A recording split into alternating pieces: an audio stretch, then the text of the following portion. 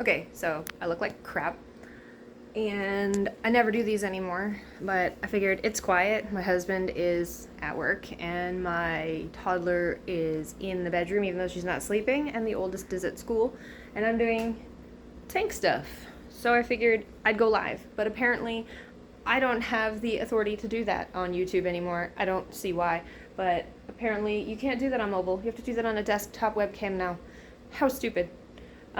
Anyway, so I just spent at least an hour and a half, have my towel over my shoulder because it's just how I roll. I got one of these. Where's the front of it? We will boop that out.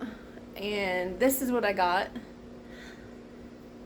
And it took me forever to move my shrimp tank. And I did not account for clearance. So when my husband stopped by to get a different work truck, he had to help me like paper plate siphon the water back into the aquarium when I carried it half empty. These are my temporary holding beta tanks. They're not permanent. So I'm gonna see if, I can show you this. So I set it up over here where the shrimp tank was, and it looks pretty. I mean, it's nice. It's a little bubbly because it's obviously brand new. But I put 4 established plants from other tanks in it with the rocks that have the biofilm already on it, and 1 piece of already sunk, been in there for months, driftwood, with a Java fern that attached itself. It's just kind of floating, kind of hanging on. It's kind of funny. So I guess I could flip this around and show you what else I've been up to. Make sure everything's functioning again now that I've completely turned everything upside down.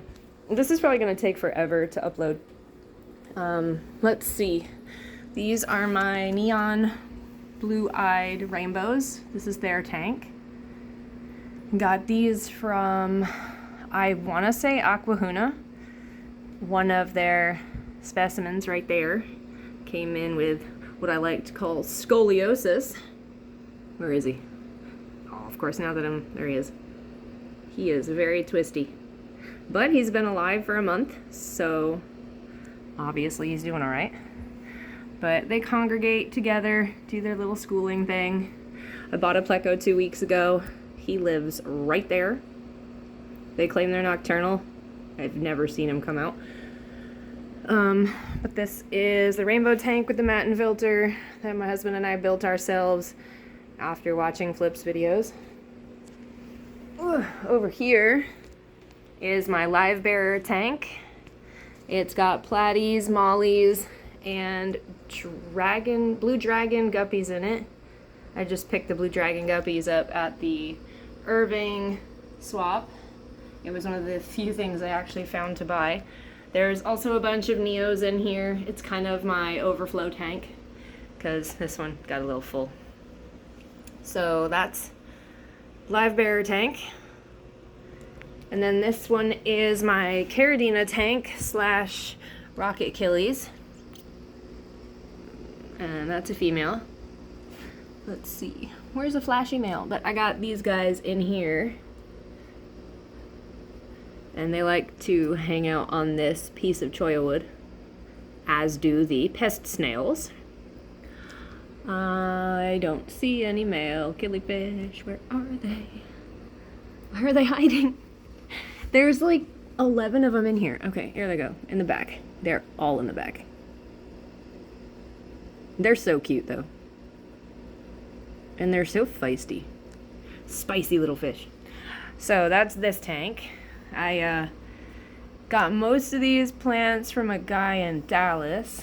Just Facebook Marketplace, met him in his driveway type thing. Oh, my Corey's digging in the rainbow tank. Dig, dig. Oh, sorry, scared you. Okay, and this is my, previously newest tank. I got one of those Crinum calistratum plants, which I'm obsessed with because they're crazy weird and I love them. And I made these myself, these little suction cups with the platforms and the Java moss. And this is what I use my bloodworm cups for. And this lotus is brand new. Just got it from Dallas North Fish Gallery in Addison. And this is a pump that I got on Amazon. Let's see. This is Kubotai rasboras, Chili rasboras, who pretty much live by the filter, and green neon tetras, which should have been named blue neon tetras. And I'm not sure why they have that name, but that's what they do. And yesterday, I finally got my Cpos, which are Mexican orange dwarf crayfish. And this one is a particular ninja. I have only seen him once since I put him in here. It's a very small 10-gallon tank, so the fact that he can hide that well is astonishing. But this is one of 2 bumblebee gobies in the back. The other one is much more brightly colored. Oh, there he is right next to her. So I'm pretty sure one's a male and one's a female. I don't know if you can see both of them. One's on the left, one's on the right. But they are adorable little grump faces. Cannot get enough of them, but the research I've done says only 2 in a 10-gallon, especially with the males, otherwise they start to fight. And I love this light, but it's expensive. It was like $30 for one little light. So I am replacing this one that came with the Imagitarium Radius Flex Front, whatever this is, because this light sucks. You plug it in, it's on. You unplug it, it's off. And it's dim. And these smart things that I got here, I got this one on a timer for the rainbow tank, works just fine. Cannot for the life of me get this one to go on a timer, and I don't understand it. I've tried repairing it like 8,000 times and I just get angry. Okay, next tank. This one is the Gourami Tank, which had 5 of these guys in it originally, and I think they got fin rot or something before I knew that they needed a heater. So then I got them a heater, and a month or 2 went by and they were still fine, and then all of a sudden they started just dropping, like they had some sort of wasting disease, like they just slowly went. So yesterday, since I know my tank is just fine, because everybody else is alive just fine, I went ahead and got me 5 baby, I believe, flame dwarf gouramis. But they'll grow up together. They're adorable and small, I love them. If I could cuddle a fish, I think it would be one of these. Maybe the gobies, but definitely these. They're so little. I love all the miniature collectible things. This is why I think I got into this hobby, because I just love collecting little miniature things. And then these are the Cpos. They're not as orange as they could be right now. I got 3 or 4 more in here. This is a 20 long. And this is the original guy, the OG. I don't know if it's a male or a female, but it's adorable. And then I got 2 of these guys in here. One there, and one there. And then, of course, the new tank is right next to it.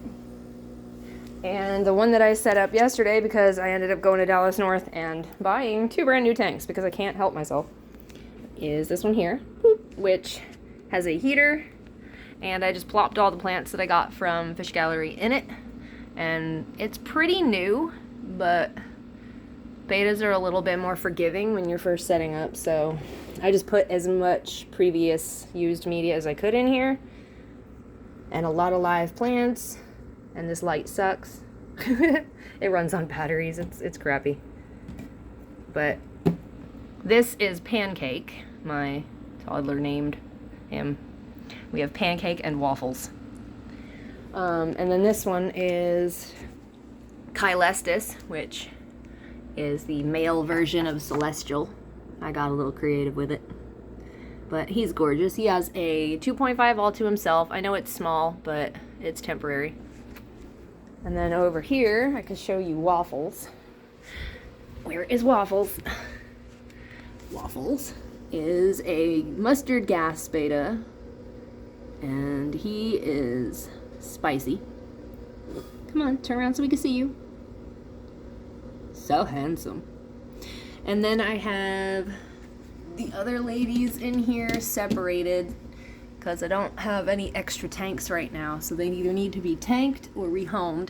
This is Plumbum, which is Latin for lead, because you can't really see him, but he's the color of like a lead, like a, what am I, Dad? Lure for fishing. And then, who do we got over here? Cherry. She likes to hide. You're not going to see her. And then this is Juniper. He's got a 5-gallon all to himself. I named him Juniper because there's a place in Florida near my parents called Juniper Springs, and the water is pretty much that color, and I love it there. So I think that's pretty much it. So like a long shot of the room. Oh, here's the box. So this is our dining room. We have like 1,000 square feet to work with in this whole house. And I have utilized every non-carpeted area that I can, because this wall is by a window and we can't do that. It's too cold. And we only have one power plug here and one power plug in the kitchen and one all the way under the window. That's it. Because our house was built in the 1920s, believe it or not. We are in an old downtown area. So we were like the first spot in our little suburb to be built. So they didn't really wire it too great. And it's very drafty. So my husband in the HVAC industry, it's a lot. It's a really big challenge doing this such an old house because of all those things. But this is my little tank world. It keeps me happy. It gives me something to do.